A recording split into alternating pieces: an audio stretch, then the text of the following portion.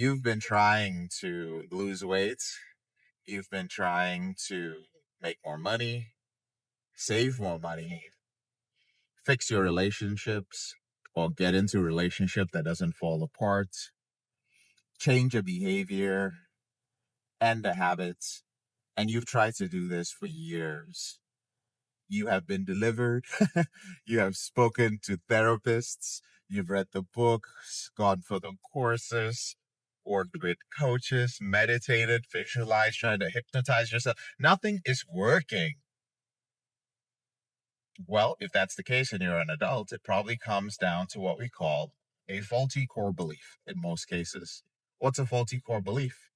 Well, core beliefs are beliefs that we create, they're generated mostly in childhood, that create assumptions about ourselves, other people, and the world around us, our environment.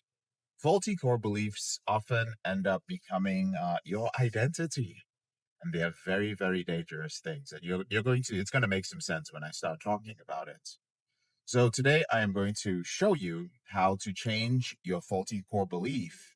And in this case, the faulty core belief is I can't change. It comes down to that one statement in your case. My name is JK Mazie. I'm a porn addiction reboot coach.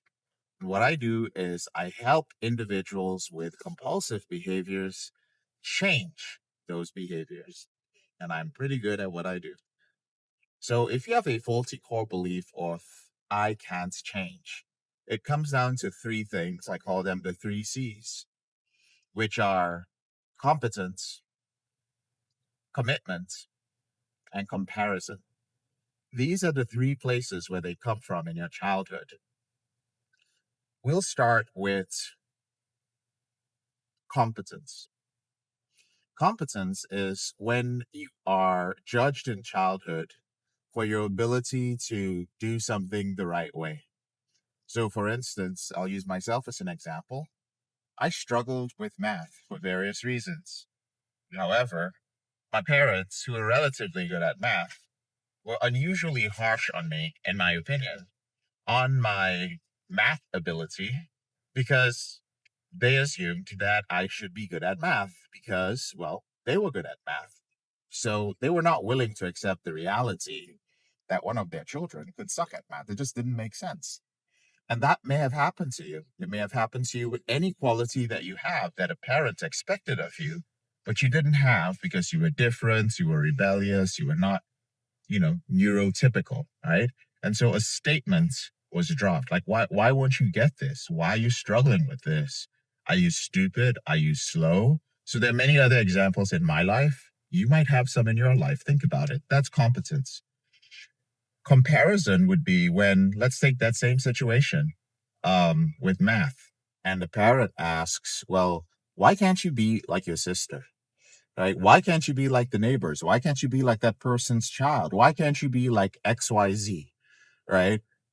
Again, repeated over and over and over again, it leads to a faulty core belief that, well, other people work harder than me, that there is a level I can reach and attain, but it is out of my reach because for some reason, I am a person who is not able to be like other people and reach that height. It's pretty sad and unfortunate. And then the final one is commitment. Commitment being your ability to complete something.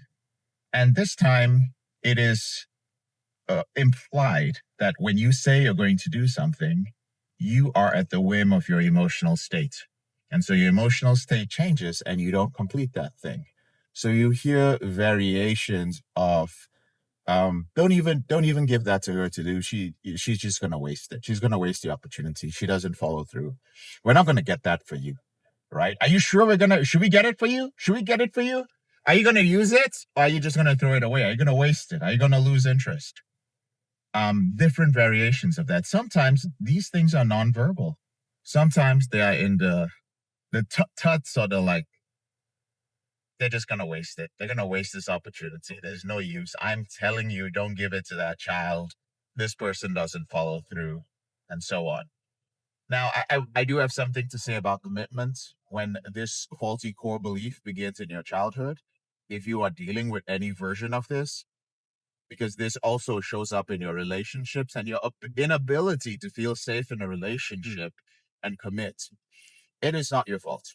All right. It is your parents' fault.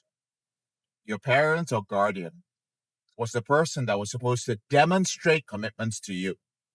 And oftentimes it is your parents' lack of commitments to showing you commitments, their lack of patience, and the lack of commitment in their own life that you were copying.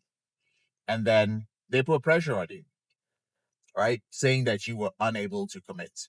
So if you ever end up doing the work on this, I just want you to remember that. Okay. Um, so what comes out of these things? I'll give you one or two examples. Let's take comparison. Maybe growing up, you were different from other people in school, for instance, right? Maybe you were from a different ethnic background or race. Maybe you were perceived to be more intelligent at a certain subject or less intelligent. Maybe you came from a different socioeconomic background. You were wealthier or you were less advantaged economically than other people. Maybe your entire family was different from people in the neighborhood, right? Maybe you had some sort of visible disability. Oh, your parents put your hair up in a different way. It doesn't matter. But what mattered is that it had an impact on you. Do not underestimate how small this very thing can be. Again, do not underestimate that. Maybe you were even having some internal experiences or something was happening inside your home that you kept a secret out of shame or for whatever reason. But it made you feel different from everybody around you. You knew you were different. And as a result, you were treated differently, or you manifested it, it showed in the way you acted, and people treated you differently as a result of that, or you felt you were treated differently. Well, this shows up as a certain statement. For instance, when I work with certain clients, I will hear them say things along the lines of, well, that thing and that approach, JK, is not really going to work for me because I'm different. I'm like, oh, really? Why are you different? Well, I'm just a little bit different, man. Like those systems don't work on me. This is for regular people, right? But my situation is special, right? I work with individuals who struggle with sexual compulsions, which is pretty challenging to deal with. But they're like, well, my issue is with chat sites, or my issue is with just masturbation, or my issue is with escorts, or my issue is with a specific fetish. It isn't really with pornography like your clients, right? Basically, you have made yourself to feel special because you're different and you developed an identity that was different. Now, that may have worked to your advantage. Just so you know, we're talking about faulty core beliefs, but that might have been a positive core belief in, some areas of your life. So, for instance, people who are special often end up being artists or being entrepreneurs, right? People who have felt for most of their life that the rules do not apply to you. And so you blazed a different path. But the danger of that, even though the core belief may have helped you in this part of your life to achieve great success, is that in another part of your life, it might cause you to refuse to get the right help or to apply help because you feel the rules don't apply to you, both the regular rules and the non-regular rules. And this is the reason why you see a lot of highly successful people crash and burn. I work with a lot of successful clients, and this is one of the primary reasons why they actually struggle. And they find it very difficult to ask for help because they feel that they are different. Another example could come from competence, right? So, or even comparison. Let's use comparison. Like people told you, why can't you be like this other person? Why can't you be like your sibling? Why can't you be like this person? Well, now you believe that there is actually another level to success that you were not able to access, but another human being that looked like you, that was your age, that came from the same bloodline, was able to accomplish that. And now it has become this belief, this statement, this assumption that, well, I'm not able to do that. I'm not capable of doing that. Right? I just don't have what it takes. Again, this could be conscious or unconscious, but it has stayed with you for a very long time, that being your entire life. And it has now morphed into the statement of, I can't change. And I can't change because I can't do it. Like, I can't get to that level. I'm just incapable of, I'm not like those people. I'm not like other people, man. I'm not special. I'm not like that. Right? So again, on one hand, we have individuals who are like, I'm special and I'm different. That's why I can't change. And then we have other people who are like, I'm not special. I'm not special. I'm not like my sister. I'm not like this person. That's the unconscious mind speaking. Therefore, I can't change. And it's interesting how many of these core beliefs that bring us success in life and keep us safe in some instances are simultaneously the cause of a lot of self-sabotage in our lives. How do we change them? Well, it's a two-step process. And the first step is to distill whatever that core belief, the assumption that comes from it, into a statement, right? So I'll use one of mine, which is that you are stupid. That is a statement I used to tell myself, because not only did I struggle with math, it's only in retrospect that I understood that if you struggle with math and you never master algebra, then sorry, you are not going to master biology, physics, chemistry. You're lost when it comes to the sciences. But I grew up in a place that put a heavy emphasis on the sciences, and parents, of course, who were in the medical field. And so I just simply had this belief that I was stupid, because to be great at the sciences where I came from was to be smart. To write, to read would not lead to much, right? Back then, it's interesting how things have changed. So with that being said, I had this thing that I am stupid. So the first thing you do is you challenge it. Are you really stupid? Are you really incapable of doing that thing? Are you really special? Are you different?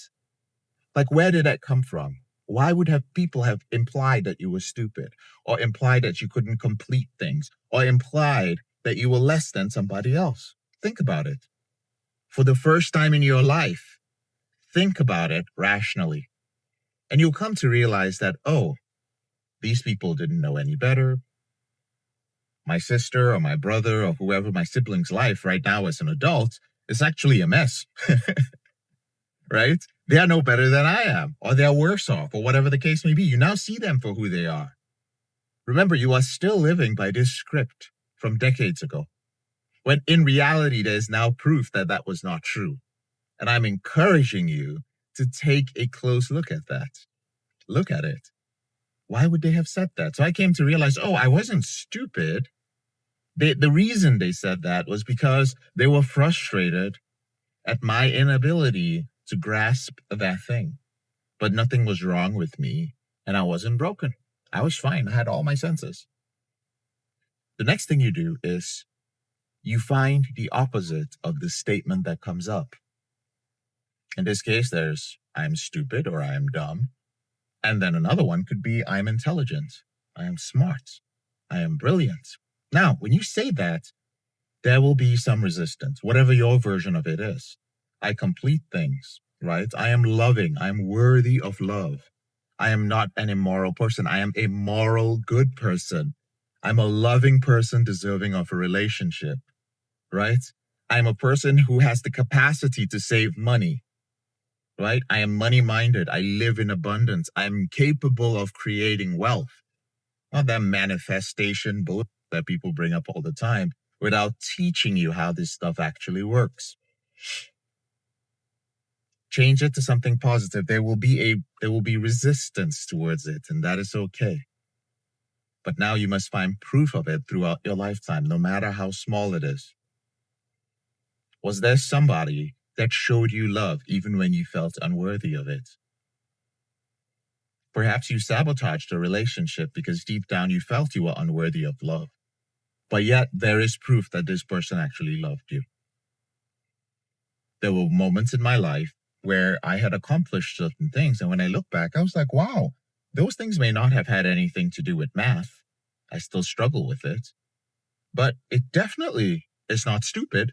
There's no way I could have accomplished those things without being an intelligent person. And I did better than most people. In fact, I did that thing better than people who were good at math. I was objectively better than them. And then what you must do is you must write it down somewhere. You find as many of these examples as possible. And every day you read it to yourself. When I say read it to yourself, I mean read it more than one time a day. Typically in the morning and in the evening. As a matter of fact, I had mine. I recorded mine. After I'd written it, I would read it in the morning and the evening before bed. Yes, I would literally have it on the stand beside my bed. I would open the journal and I would read out those statements, the positive statements to myself.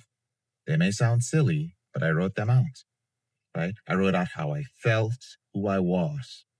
I am this. I am that. I am capable of being loved. I am worthy of love. I'm capable of giving love. I am this, I'm this, I'm this. Over and over again. Eventually, I recorded it on my phone. And I'd say a good 4 to 5 times out of the week, I listen to this. And I reprogram my mind. I reprogram my beliefs. This is what it takes to change your core beliefs. And make no mistake, this is something that can completely transform your life. Flip it around. Just this video, just what I've shared with you in this video could be life-changing if you let it, okay? I'm JK, your brother in the struggle. If you found this helpful, just let me know in the comment section below. And if you'd like to learn more about what I do, just go up to my picture by the profile, click on the link there, and it'll give you access to all the different things I do, my YouTube channel, my podcast, my free courses, and coaching opportunities, all right?